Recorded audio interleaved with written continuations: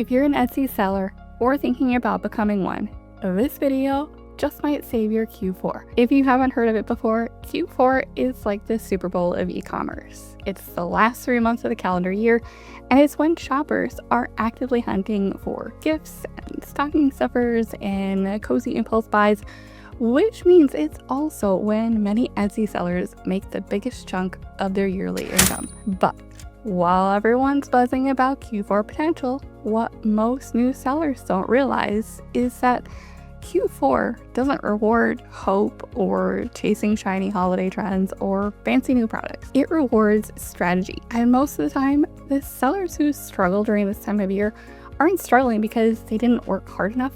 They're struggling because of a handful of really common mistakes. The kind that are so easy to make when you're excited and just want to get listing. So that's what we're talking about today.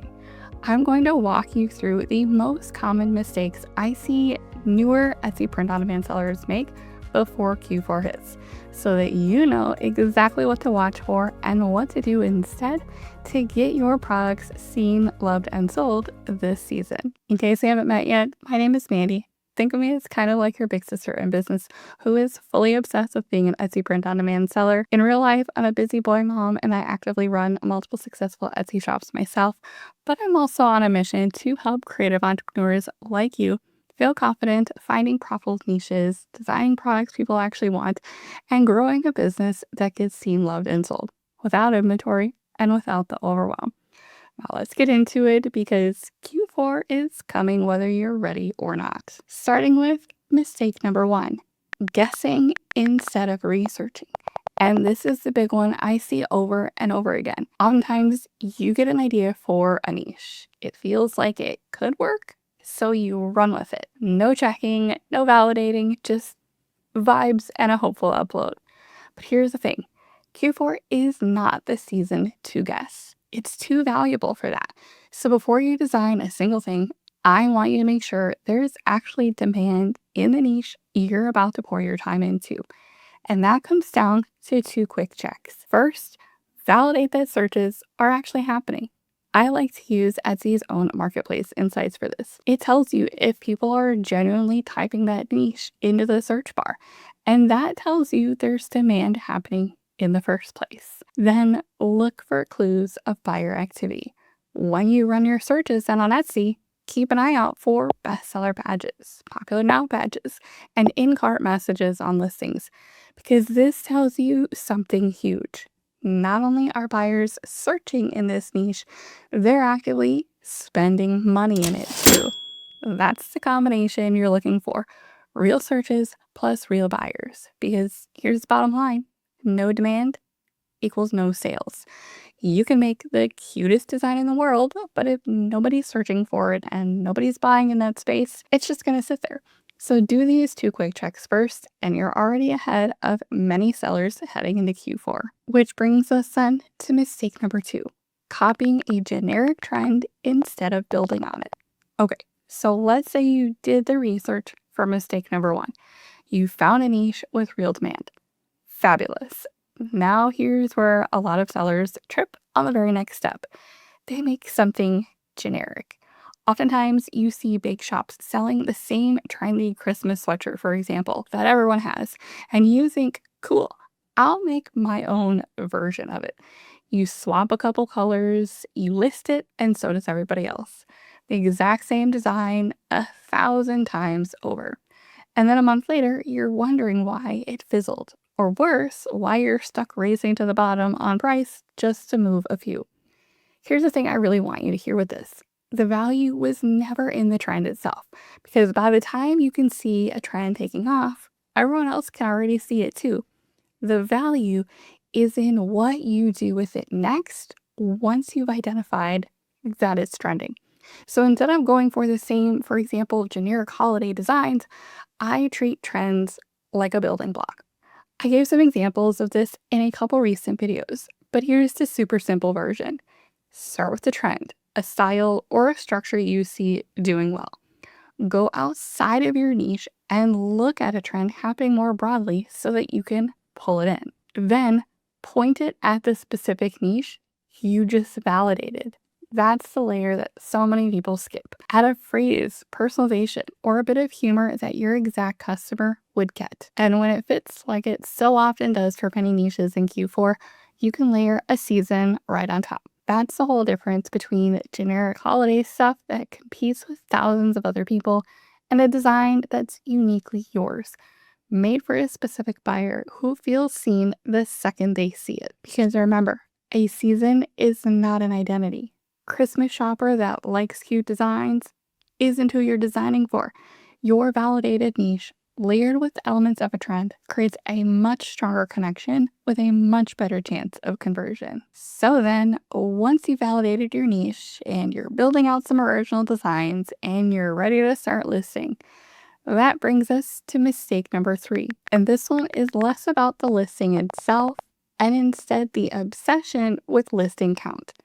How many listings do I need to get sales? I hit 100 listings. Why am I not making money yet? I get these questions constantly. And here's the honest truth. There is no magic number, my friend. I've seen sellers with 50 listings doing really well and sellers with 800 listings who haven't made a single sale. So what's the difference? It's not the number. It's the intention and the learning happening behind it. Because listing 100 designs that all miss the mark isn't a strategy. That's just throwing spaghetti at the algorithm and hoping something sticks. Now, don't get me wrong, volume can and does help you early on, and it gives you data to work with, but only when it's paired with learning and adjusting as you go. So here's what I want you focused on instead.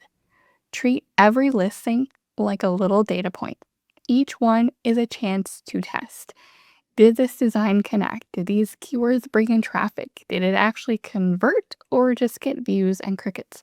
Because if you're not paying attention to what your shop is telling you, you're not really growing, you're just uploading. The second piece of this that I recommend is to work in small, intentional batches. I like to build around 15 to 20 listings at a time around one niche or customer identity.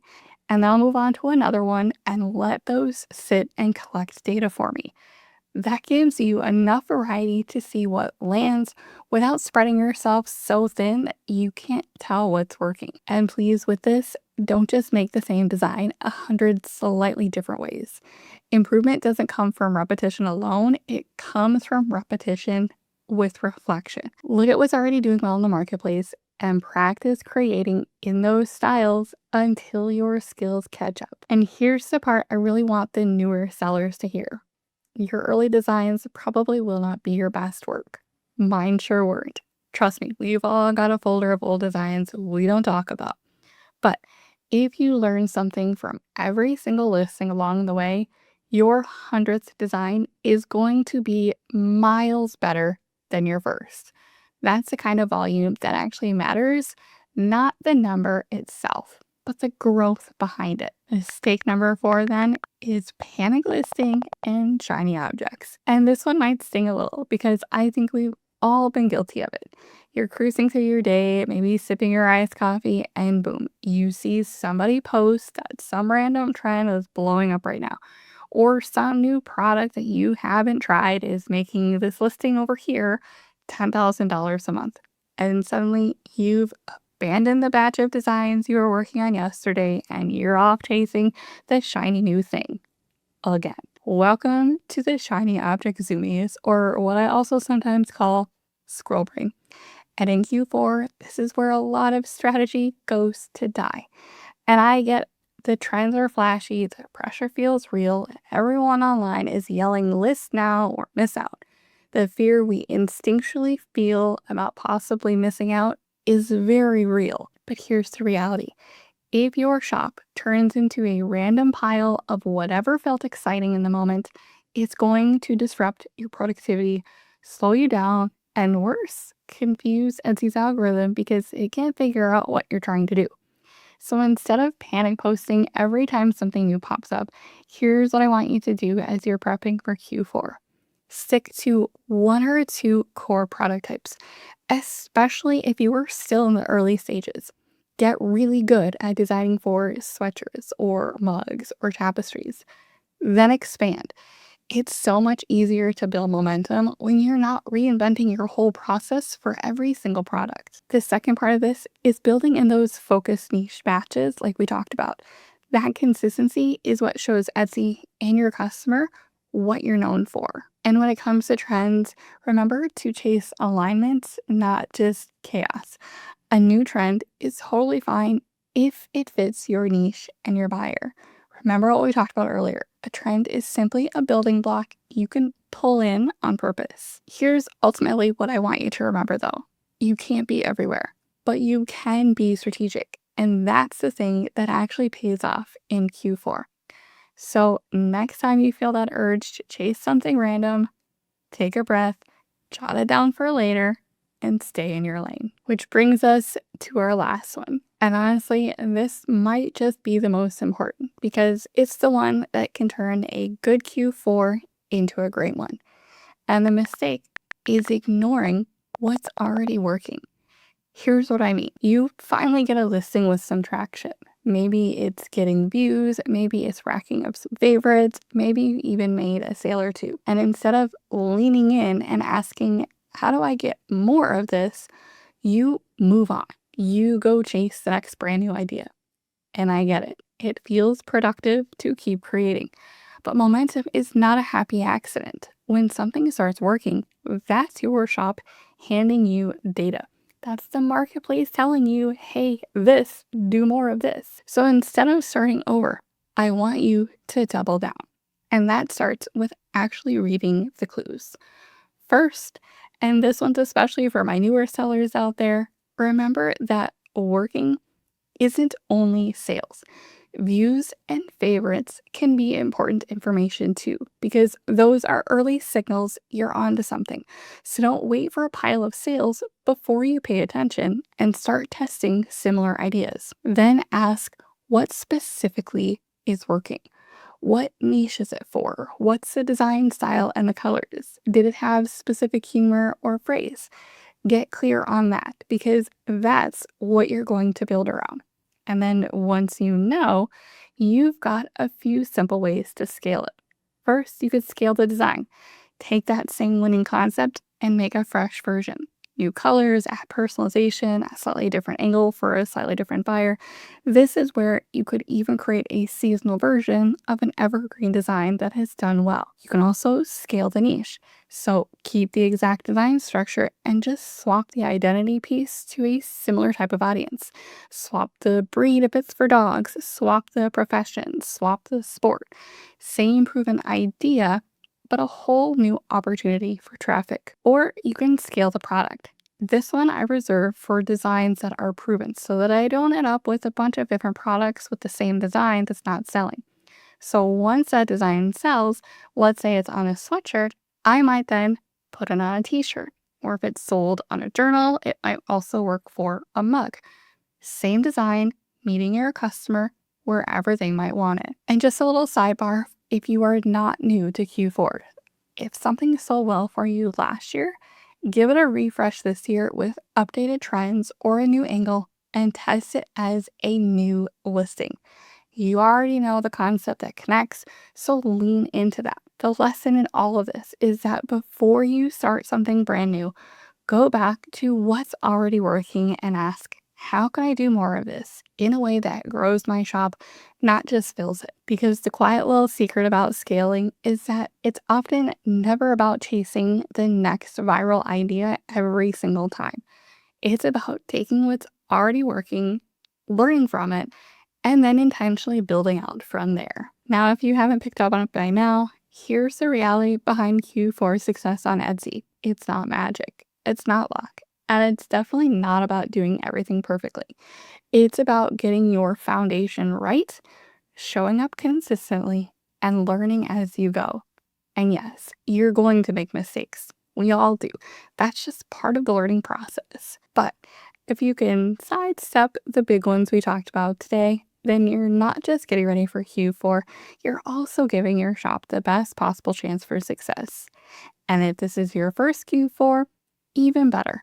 Start with intention now, and you'll be light years ahead of where most sellers were their first season. And of course, if you'd like support while figuring out your strategies or navigating your shop's growth, that's exactly why I also created Simply Thrive, my monthly membership. You get access to monthly niche and trend reports so that you know exactly what's working in the marketplace every single month, bestseller design templates, coaching calls where I answer member questions live, and of course, a supportive group of fellow sellers. Details about all of that, as well as some additional helpful videos, are linked for you below. In the meantime, I hope this was helpful for you as you continue growing your Etsy shop. As always, stay focused, my friends. Keep taking action and never stop pursuing excellence in your business. Thanks for watching. I'm so glad you're here, and I'll see you in the next one.